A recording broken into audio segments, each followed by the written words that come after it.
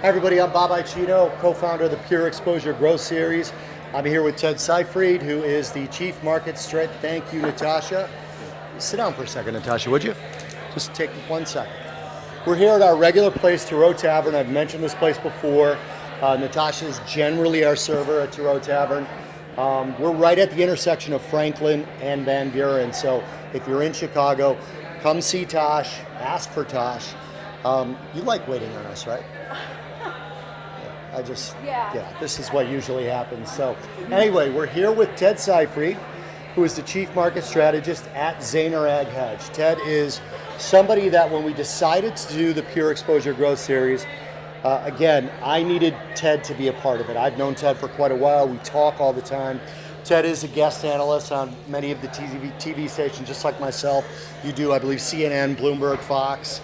Yep. He also does RFD, which is one of the rural networks. Now, one of the things I'm always talking about to people is they have a view of agriculturals that is somewhat exclusive, like they don't want to be involved in them. Something I've talked to Ted about, something I hope he talks about at the PureXposure event, is why ag. So let me start with, what do you do at Zaner Ag Hedge? What's your role? What do you offer? Yeah, so I am the Chief Market Strategist of Zaner Ag Hedge. And what we do as a firm is we help a lot of farmers and end users navigate the risk that they have with rising and falling grain prices and livestock prices. But we also work with speculators to try to make some money on these things. And you know, it's an interesting asset class. We realize that it could be underutilized.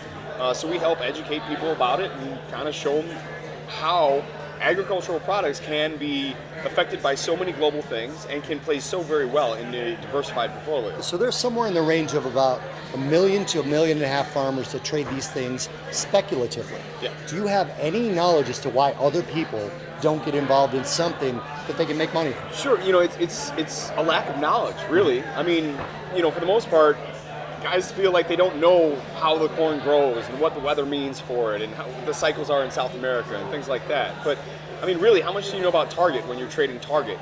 You know, until we see the books. But you know, so we work with people to kind of educate them. And look, it's not that hard. In fact, we have the USDA that gives us balance sheets that tells us exactly supply and demand, and we do that once a month. So we trade these reports. That's kind of what gives us direction. And it's just an understanding of, okay, if it's too hot and dry, that means that means bad things for the crops and good things for prices.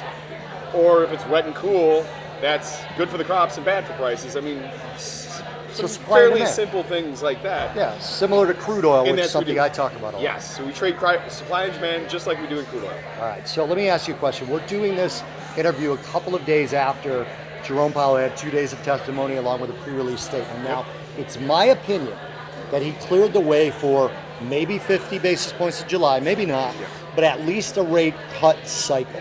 So how do interest rates affect your clients and ag speculators in general? Yeah, so you're right. He definitely cleared the way for the potential to cut 50 basis points, or at least it's back on the table. Yeah. That's an interesting question. So for commodities as a whole, generally speaking, when we're in a situation where we have declining interest rates, that puts downward pressure on the dollar, upward pressure on the dollar, inflationary pressure on the dollar, and then, you know, in an inflationary situation, all commodities are worth more.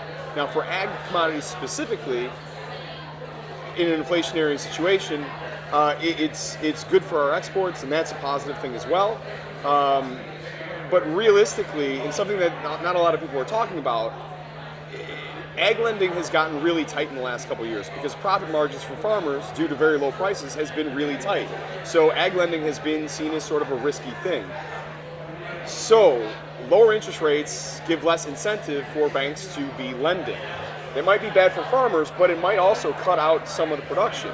So you're in a scenario where lower interest rates potentially cutting out some of our production, that might be bullish for agricultural products. So I didn't ask any of the other guys this because it's really kind of I think almost an overcovered thing, but what's your opinion on the trade war? What's Zaner's opinion on the trade war? What are farmers' opinion on the trade war? Yeah, you know, it's a very complex thing, but I'll say this. Weather this year has not been good, and bear with me, but weather has not been good. Grain prices have gone higher. So soybeans in particular, we had a big problem with Trump's a big part of Trump's constituency being very upset about soybean prices being low because of the trade war.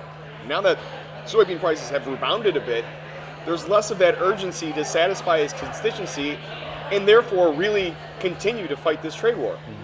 I think this is going to be a much more drawn out thing. I think there's a lot of us that had hoped it would get resolved very quickly. I don't know if that's going to be the case. Longer term, this could be bad for American agriculture because you think that China is going to go and try to build more infrastructure in other countries that they want to or currently do business with, such as like Brazil and Argentina, but even like South Africa and part of Russia. So for agriculture, it would be great to get a trade deal, but if we get a trade deal, it's got to be favorable for us, and farmers really want it to be favorable for the country as a whole, because farmers are very, very patriotic, very conservative for the most part, and for the most part really behind Trump. So again, I think this drags out for a while, but hopefully it works out well for us in the long run. All right, general question. What's your opinion of active investing versus passive? Active investing, it really depends on your personality style, right? I mean, some people want to just kind of set it and forget it and place a position. A lot of times we use options for that and, see what happens over the course of the next few months. If you're going to be using futures contracts, though, it's much better to be active. And I'm not saying high frequency in and out in 30 seconds, but, swing trades, a couple hours to a couple days, it's a very good way to make money. It's more technical than anything else, but if you know what you're doing, you can do well with that.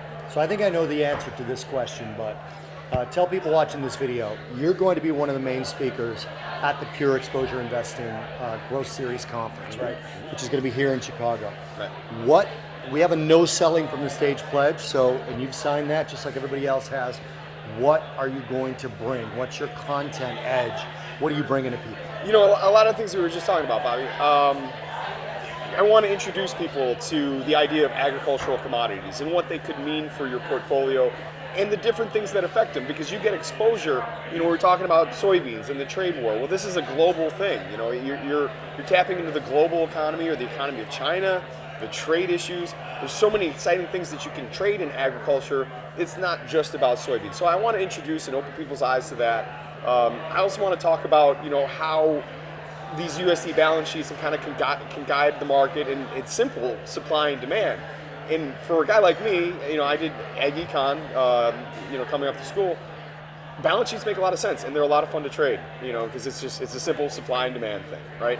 And then if all else fails, hopefully I can tell a couple jokes and maybe do some Superman push-ups and be entertaining. So this is something you guys don't know. Ted is going to be the most fit speaker at the PureXposure Growth Conference. So he said the right word there, exposure to ads. One of the things we're doing at this conference is we're trying to expose people to the truth of investing. And like he said, you invest in Target, you invest in Amazon. What do you truly know about them? Why can't you make money on agriculturals just like you could? We have speakers at this particular event on stocks, stock options, commodities, crude oil, ags. Ted is a friend of mine. Ted knows what he's talking about. Ted doesn't lie. It's part of the reason he's a part of this. So Ted Seifried, Chief Market Strategist, Zaner Ag Hedge. Thanks for joining me again. Hey man, thanks for having me. Watch for your email, PureXposure Growth Series in Chicago. Please join us.